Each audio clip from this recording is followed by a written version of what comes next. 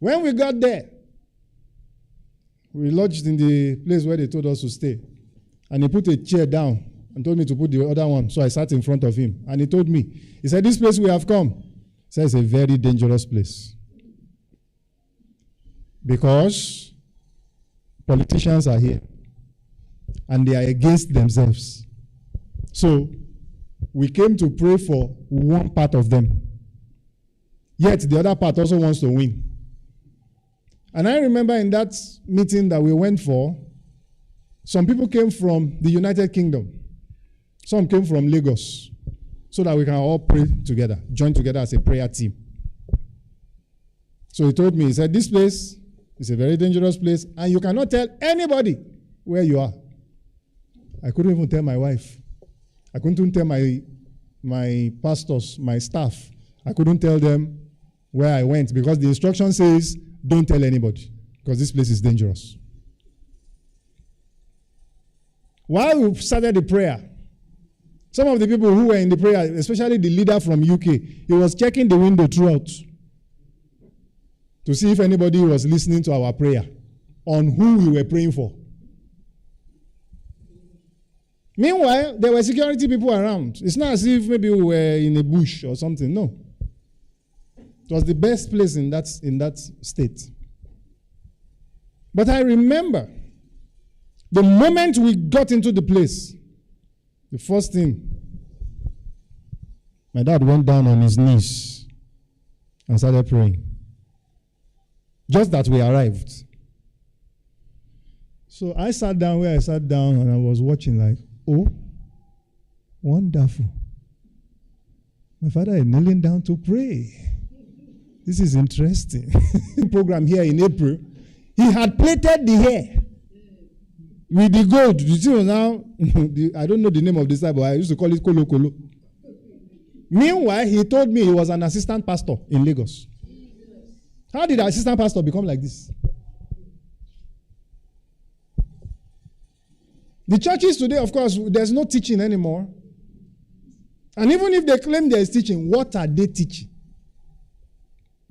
Christ must be known. If Christ is not known, the whole thing is a wasted effort. Some of us have children abroad. And if you don't have children abroad, at least you watch something on TV or social media. They don't know God anymore in that place.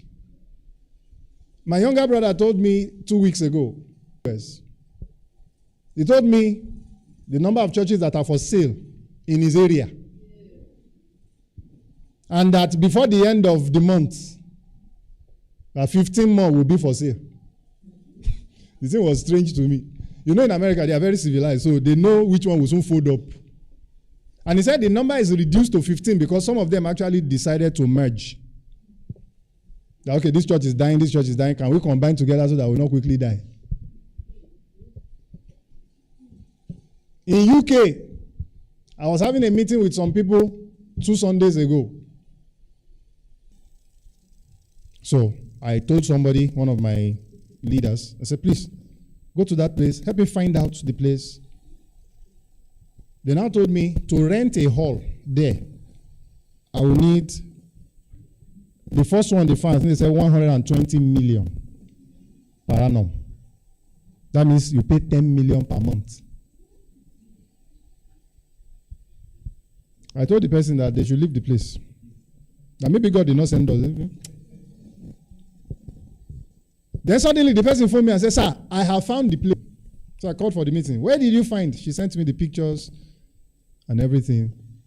How much is this one? He says 82 million.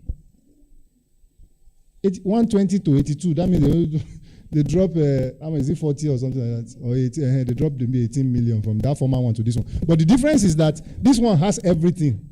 It has speaker, it has... But after 365 days, you don't finish with that too. You'll be looking for another...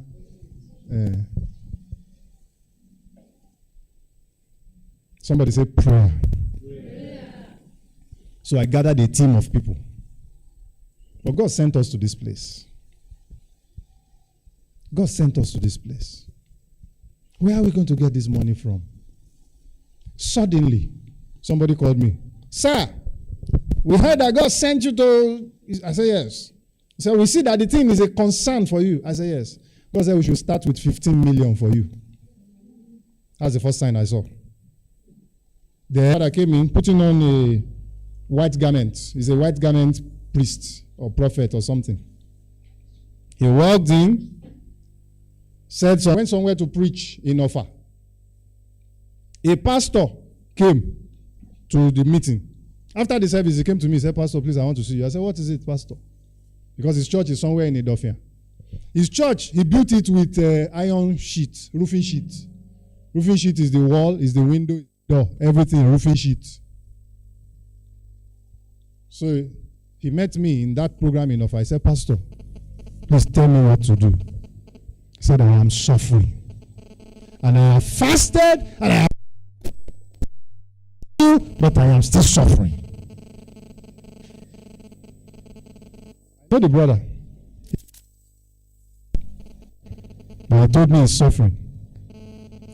I think it's the voltage. I don't think you need to bother yourselves. It's the voltage. Once the voltage drops, that's what you're going to get. When it's back up, it's going to stop. Thank you. I want you to focus on the word of God, so don't let those things distract you. What I'm saying is very important. I am telling you what defined my Christianity. So bear with the humming sound. Yes, it will once the voltage regulates, it will be back. Now, how do I see these kinds of people? These kinds of experiences? And then I come to you today to share the word of God with you under the grace of our leaders that have given me this privilege to come here. And I also push you into the same look-alike of a valley of prayer where most people inside it, nothing much comes out. John chapter 15.